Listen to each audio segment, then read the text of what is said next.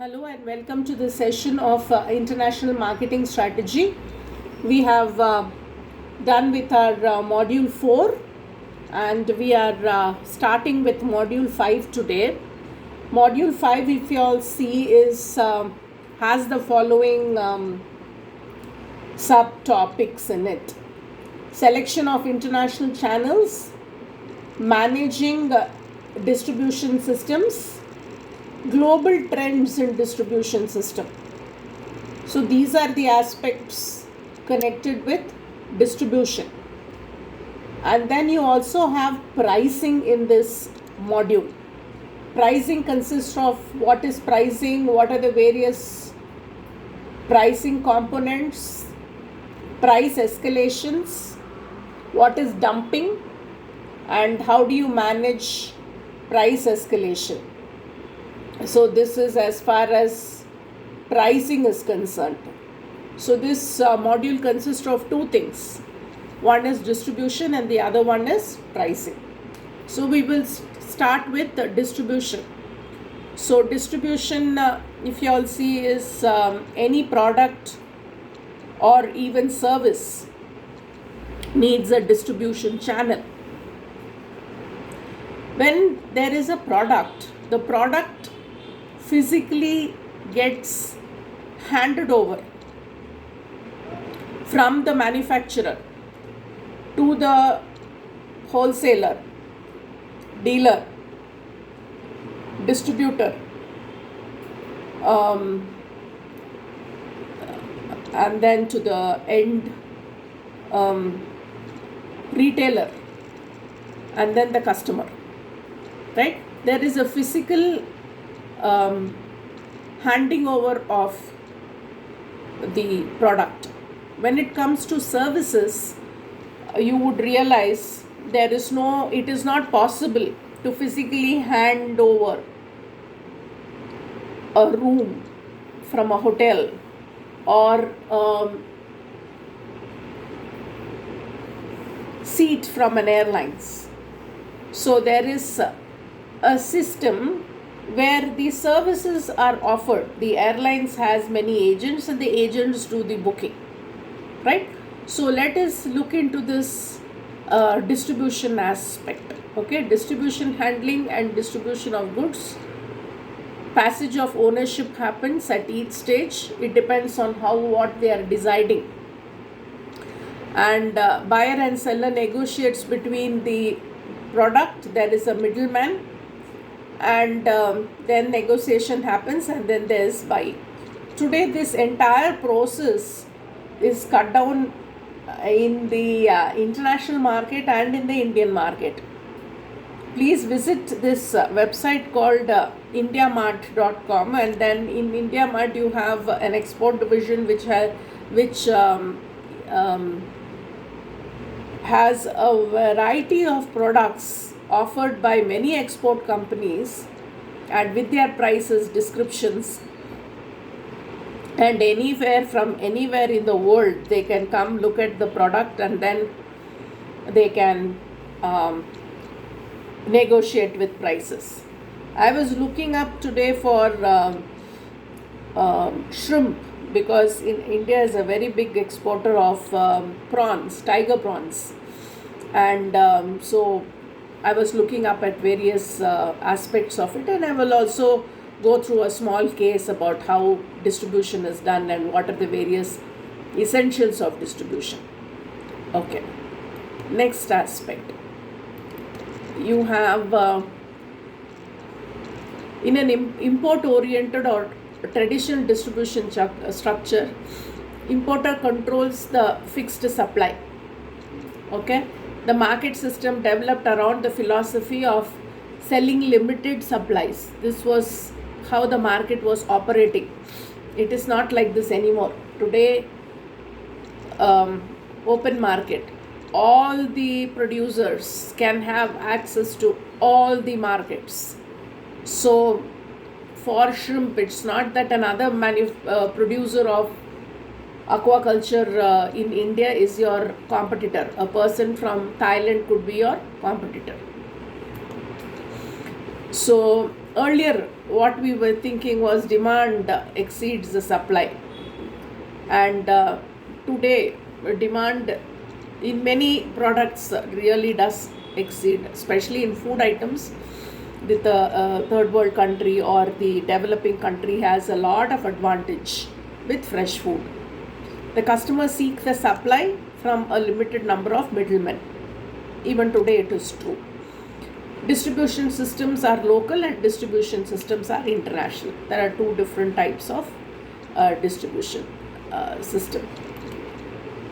If you look at a typical Japanese distribution system, this is exactly how even the Indian distribution system works. There is a very high dense of middlemen, because over there I wouldn't know the reason, but in India the country is very vast, the geographical locations are very vast, so there ought to be a lot of middlemen if your supply has to be regular. Channel control is how you are motivating the channel, recruiting the channel, giving channel advertising, and then taking care of channel the money that they ought to get, channel competition, channel conflict, all that. And business philosophy, by and large, if you are going to sign up with a distributor, he is there for a long period of time. He is extended part of a business. And retail, everywhere the retail is growing in a very big way, and they are making a difference, may it be in the US or in UK or in India. You see the power of Big Bazaar. How they are able to give such huge discounts is because of the quantity that they buy. They are able to negotiate very good prices. The structure dominated by a very small middleman dealing with small retailers, which is true even here. Channel is controlled by the manufacturer, which is also true here. The business philosophy shaped is unique. That is, it's not that if they are not performing well, then they will be fired. We still have this channel partner as a member of the family. So what is channel control? It is inventory financing. That is, for example, if there is Hindustan Unilevers, and they have a variety of brands of soap, Britannia, variety of biscuits. Inventory financing is when you go to a shop and when they are buying products for 5,000 rupees, 10,000 rupees, so you have 60 days credit, 30 days credit. Very big companies don't offer financing, they say cash on delivery. But second, third, fourth grid companies give a good credit period. Cumulative rebates. So if you buy for 5,000, to make you buy a little more, they will give you an offer for 7,500. Buy biscuits worth of 5,000 and get 1,000 rupees worth of biscuits free. Like that same way that we have for consumers, they also have cumulative rebates for the channel. Merchandise returns. Merchandise returns is if the packaging is bad, or if the bottle is broken, or if a customer has a complaint, how you are able to compensate for those things. Promotional support, how you are able to give, because no retailer or dealer or distributor can take the cost of advertising, so the support is given by the manufacturer. So a middleman choice. So what happens is in the one in the home country and you have one in the foreign market. So if you look at a channel, typically it looks like this. So this diagram, if you know, then you can write all the questions. What is channel? What is distribution? What is home country? What is foreign country? what is channel management, almost everything you can write just with this one diagram. Okay, in the home country there is a domestic producer or a marketeer, and what happens, there is a distribution channel, wholesaler, middleman, so on. There is an export management of the for the same firm, and then they give it to the exporter. So till here it is a home management. Then after that, the exporter, it is his business. He manages all these things. He negotiates price with the importer. He sets up his wholesaler, dealer, distributor network. He has a foreign retailer set up through this channel. He addresses them, and then he reaches the consumer. So this one diagram, if you all know, almost everything as far as distribution in international markets is concerned, you can write. So my strong suggestion is learn this diagram. Okay, like this there are three different things. One is this distribution channel, the other one is distribution design. I will get to that and then we will go through it. Okay, so this is as far as distribution channel management is concerned. There is a home country management and there is a foreign country management of channels. And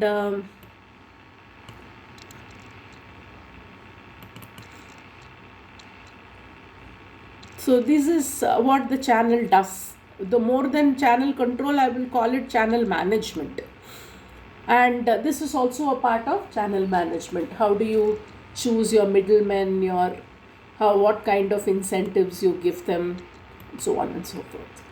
So this is your overall channel management. Locating a middleman and comparing the located middlemen and selecting one. It is like choosing a person for interview. You have many people, but you choose one who is good. Like that, selecting the middleman, the one with good track record, the one with good storage facility, the one with good fleet. Fleet is people who have good distribution vans. They are the ones who are selected. And then motivating the middlemen. When the competition is intense, they have to have loyalty. If you go to any of these shops that are selling mixer, grinder, TV, you go to the person and ask which TV you want me to buy, you tell me. So they will give you a brand name. Not necessarily that they give the maximum margins, but they have cultivated the people very well and they have trained them very well, and hence they talk positively.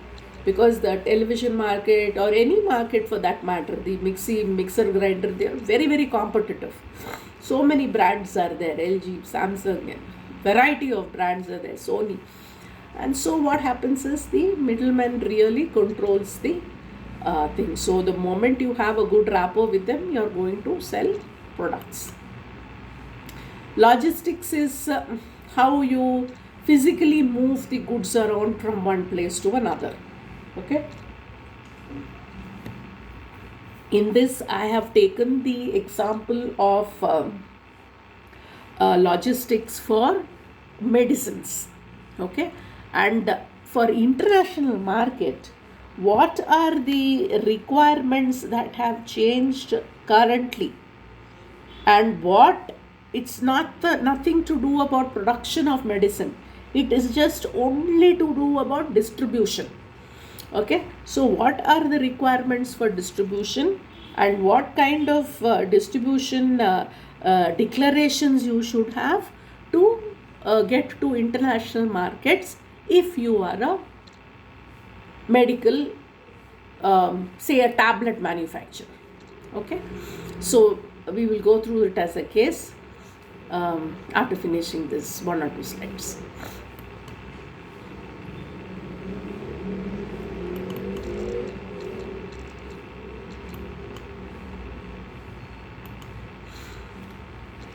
Okay, so if your distribution system is good, then your costs are managed more effectively.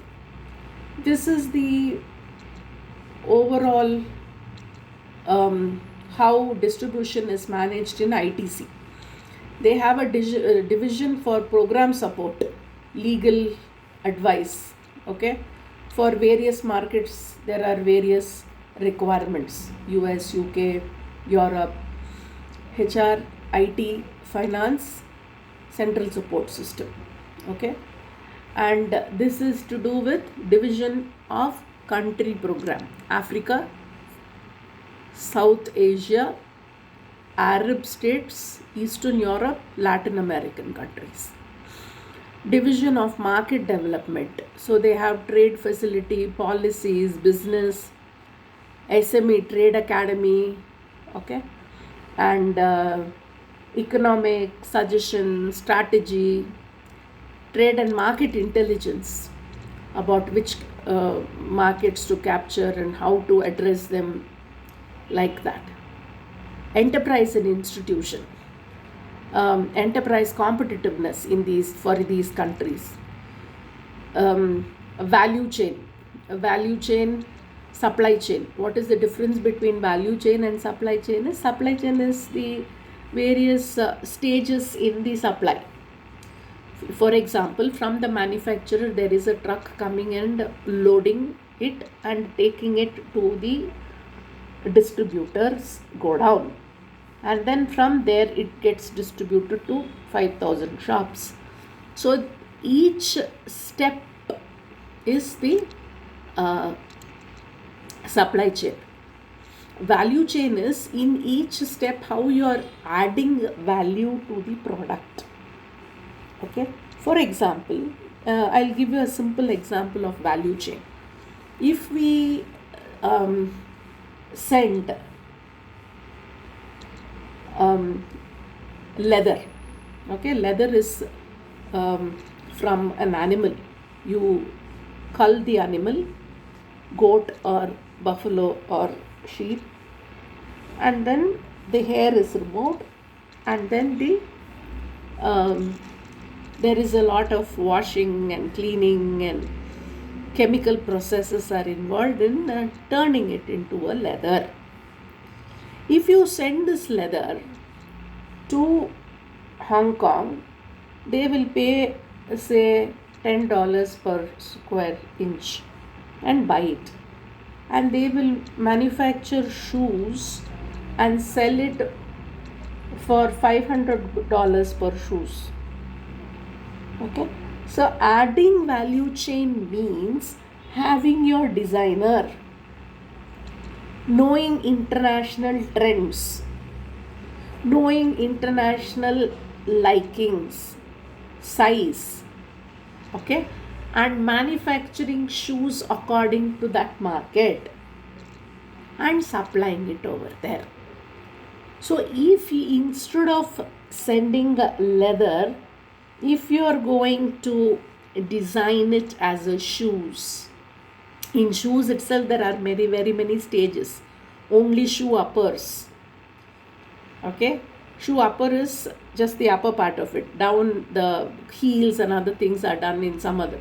So like that, every stage there is a value addition to the product. The same case even with food. If you just sell it as rice, as with the husk, it is very low, the cost.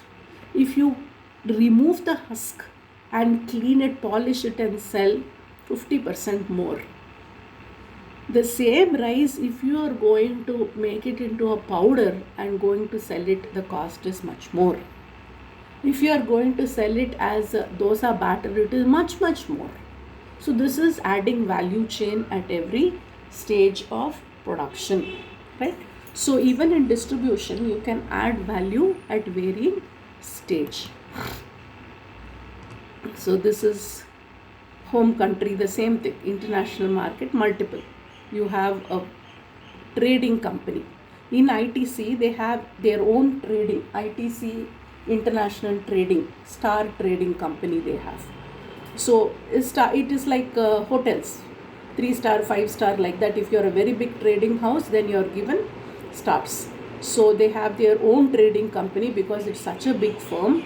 And then, or if they are relatively small, they give it to a buying organization, and this organization in turn, they will be good at certain markets. In UAE there will be certain people who are very good. In Europe there will be people who are good. So like that, for various regions, you say regional distribution centers if you are doing it directly, or if you are giving it to the firm will see, look at all these things, sales agents in various firms, and they will take it to the end user. Okay, so this is again, if you see this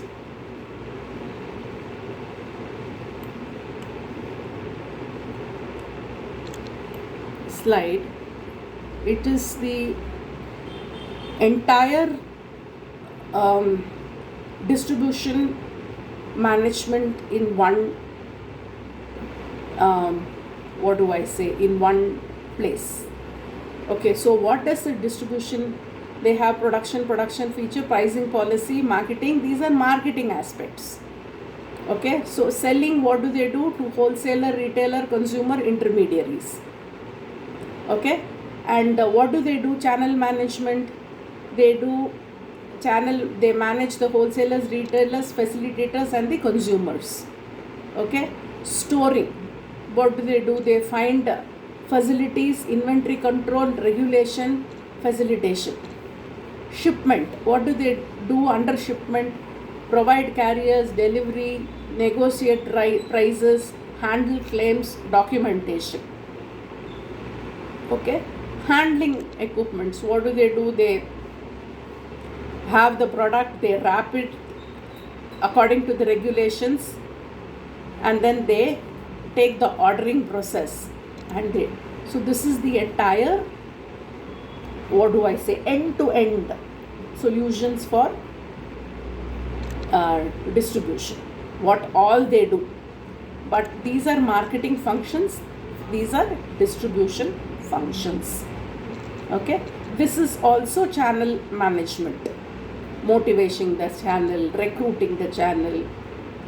Okay, recruiting the wholesaler, retailer, training the staff, giving them product knowledge, giving them lessons on legal requirements. So this entire thing is channel management.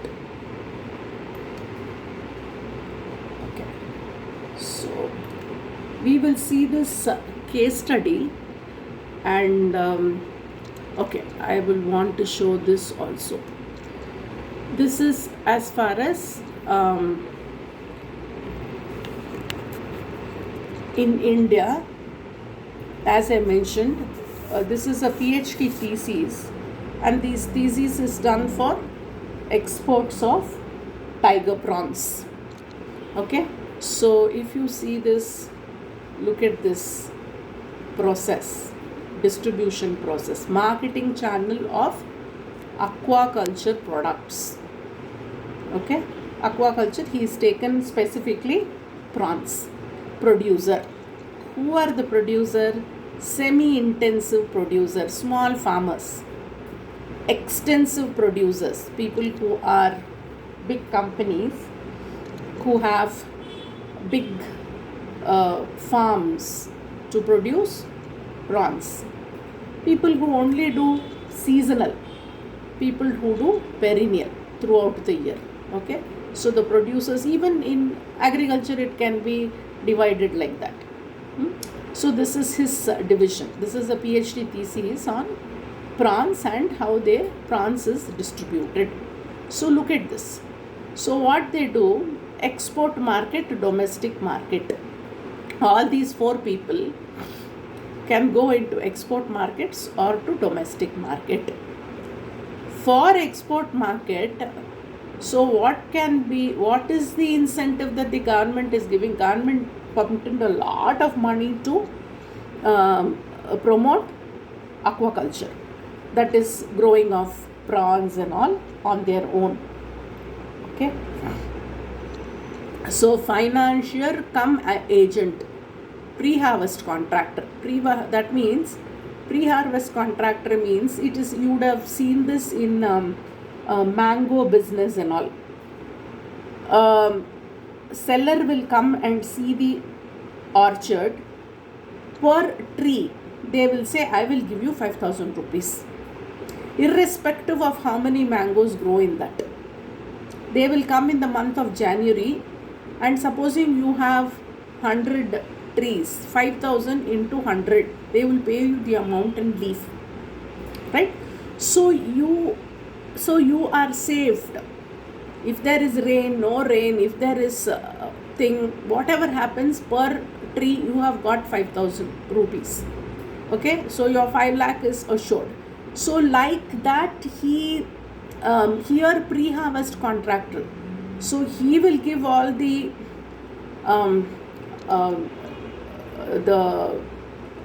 he will give you the finance, plus he will take the harvest. Okay. So what happened is pre-processing center, wholesale collection depots, and then you have preparing sheds, peeling sheds and agents. So only this peeling is thing. So this again is a part of the processing. Okay, processing centers, wholesale collection depot. This wholesale collection depot happens, and then processing happens, and then this peeling and shedding.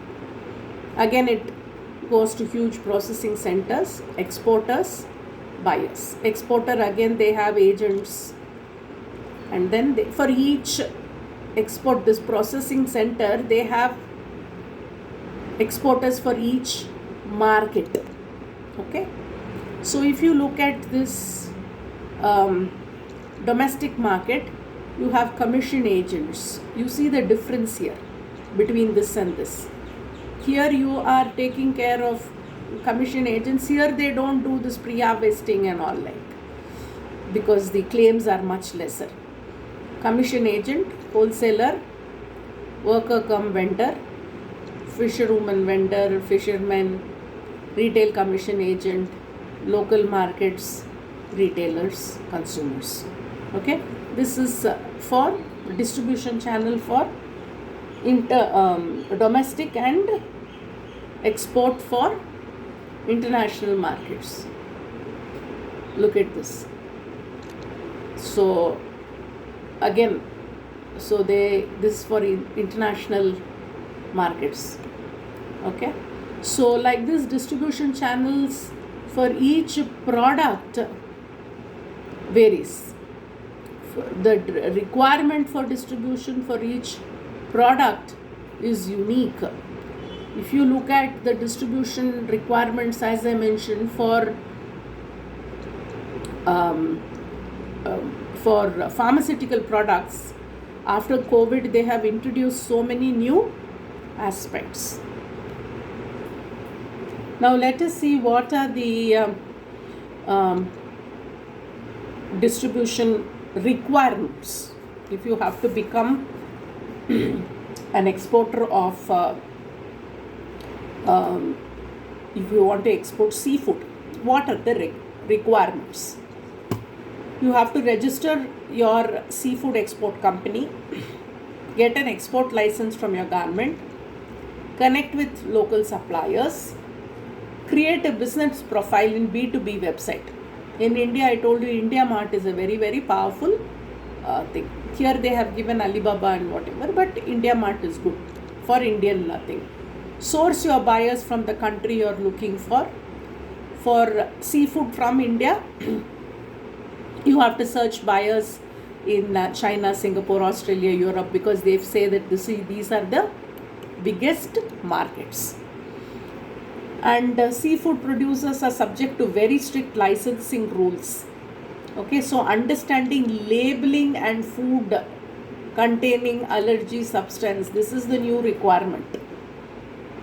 You have to put in your label which is the area that you have thing, and there are so many requirements, HACCP requirements. Each country has different inspection, testing and regulation process. So these are the things that you will have to learn from export companies or from practice.